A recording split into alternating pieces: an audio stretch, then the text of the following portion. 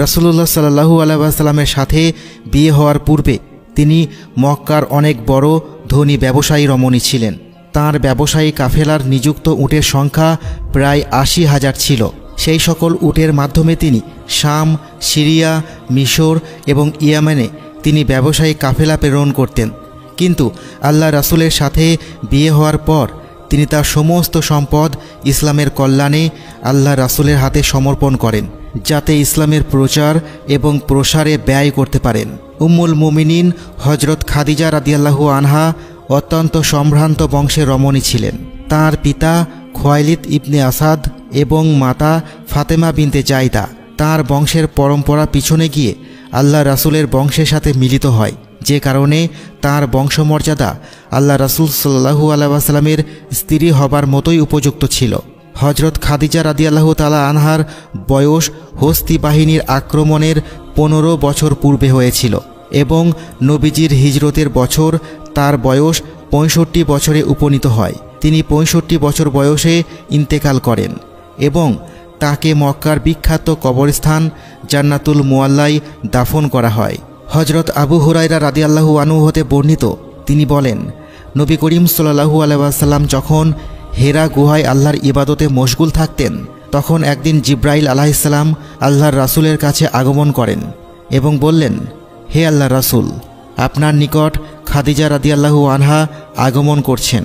তার হাতে একটি পাত্র রয়েছে, তাতে তরকারি এবং খাবার দাবার নিয়ে আসছেন। যখন তিনি আপনার কাছে আসবেন, আপনি তাকে জানিয়ে দিবেন যে আল্লাহ তাআলা এবং জিব্রাইল তাকে সালাম জানিয়েছেন এবং তাকে সুসংবাদ দিবেন জান্নাতের মাঝে তার জন্য একটি মণি মুক্তা খচিত প্রাসাদ তৈরি করা হয়েছে, যেখানে কোনো কষ্ট থাকবে না, কোনো শব্দ হৈ হুল্লোড় থাকবে না, শান্তি এবং নীরবতা বিরাজ করবে। আরেকটি হাদিসে হযরত আলী রাদিয়াল্লাহু আনহু থেকে বর্ণিত, রাসূলুল্লাহ সাল্লাল্লাহু আলাইহি ওয়াসাল্লাম বলেন, ঈসা আলাইহিস সালামের সময় সবচেয়ে নেককার নারী ছিল হযরত মারিয়াম আলাইহিস সালাম।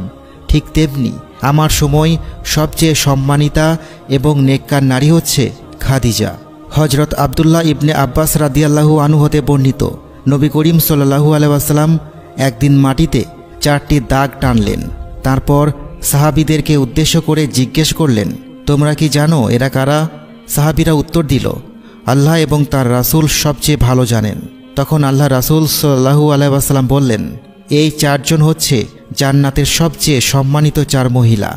একজন হচ্ছে খাদিজা বিনতে খুয়াইলিদ, দ্বিতীয় জন ফাতিমা বিনতে মুহাম্মদ, তৃতীয় জন ফেরাউনের স্ত্রী আসিয়া এবং চতুর্থ হযরত মারিয়াম বিনতে ইমরান। হযরত খাদিজা রাদিয়াল্লাহু তাআলা আনহা আল্লাহর রাসূলের প্রথম স্ত্রী ছিলেন। আল্লাহর রাসূল সাল্লাল্লাহু আলাইহি ওয়াসাল্লাম খাদিজাকে এতটাই ভালোবাসতেন যে যতদিন খাদিজা রাদিয়াল্লাহু তাআলা আনহা জীবিত ছিলেন, ততদিন তিনি অন্য কোনো নারীকে বিবাহ করেননি। হুজুর সাল্লাল্লাহু আলাইহি ওয়াসাল্লাম হযরত খাদিজা রাদিয়াল্লাহু তাআলা আনহার বিষয়ে বলতেন, আমি তার চেয়ে উত্তম কোনো স্ত্রী পাইনি, কেননা তুমি সেই সময় ঈমান এনে আমার পাশে ছিলে, যখন মক্কার কাফেররা আমার উপর জুলুম অত্যাচারের সীমা অতিক্রম করে ফেলেছিল। তুমি সেই সময় তোমার সম্পদ এবং ভালোবাসা দিয়ে আমার পাশে দাঁড়িয়েছিলে, যখন আমার পাশে অন্য কেউ ছিল না। এছাড়াও আল্লাহ তাআলা আমার সকল সন্তানের জননী তোমাকে বানিয়েছেন।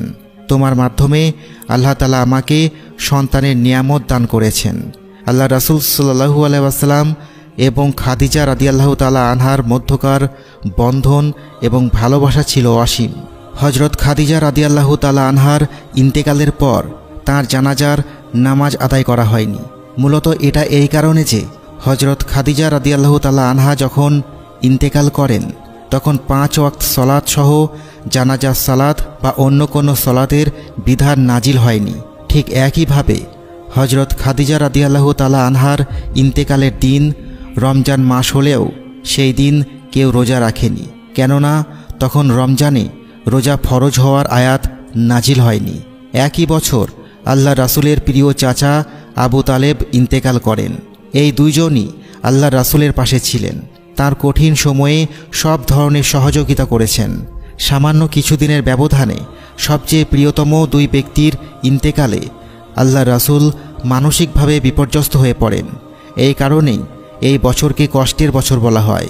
হজরত খাদিজা রাদিয়াল্লাহু তাআলা আনহার মৃত্যু নবীজির হিজরতের এবং সালাতের ফরজ হওয়ার বছরেই ঘটে থাকে।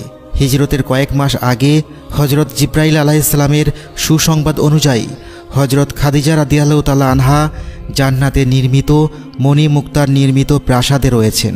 আল্লাহ রাসূল সাল্লাল্লাহু আলাইহি ওয়াসাল্লাম নিজে হজরত খাদিজার কবরে নামেন এবং নিজের হাতে হজরত খাদিজার দেহ কবরে নামান। হজরত খাদিজা রাদিয়াল্লাহু তাআলা আনহার গর্ভে আল্লাহ রাসূল সাল্লাল্লাহু আলাইহি ওয়াসাল্লামের 6টি সন্তান জন্ম হয়, যার মধ্যে 2টি পুত্র সন্তান যারা শিশু বয়সেই ইন্তেকাল করেন এবং 4টি কন্যা সন্তান। হজরত কাসেম বিন মুহাম্মদ আল্লাহর রাসূলের সবচেয়ে বড় সন্তান ছিলেন। এই ছেলের নাম অনুযায়ী আল্লাহ রাসূল সাল্লাল্লাহু আলাইহি ওয়াসাল্লামের একটি কুনিয়াত উপনাম রয়েছে, আবুল কাসেম। তারপরে কন্যা সন্তানদের মধ্যে হজরত জয়নব বিনতে মুহাম্মদ আল্লাহ রাসূলের সবচেয়ে বড় কন্যা। তারপরে তৃতীয় পুত্র সন্তান আবদুল্লাহ বিন মুহাম্মদ, তিনি খুব অল্প বয়সে মারা যান। এই পুত্র সন্তানটি নবুয়তের বছরে জন্মগ্রহণ করেন, যার কারণে তাকে তয়েব এবং তাহের 2টি উপনামে ডাকা হয়ে থাকে। তারপরে চতুর্থ সন্তান হজরত রুকাইয়া বিনতে মুহাম্মদ সাল্লাল্লাহু আলাইহি ওয়াসাল্লাম। তারপরে পঞ্চম সন্তান হজরত উম্মে কুলসুম বিনতে মুহাম্মদ সাল্লাল্লাহু আলাইহি ওয়াসাল্লাম।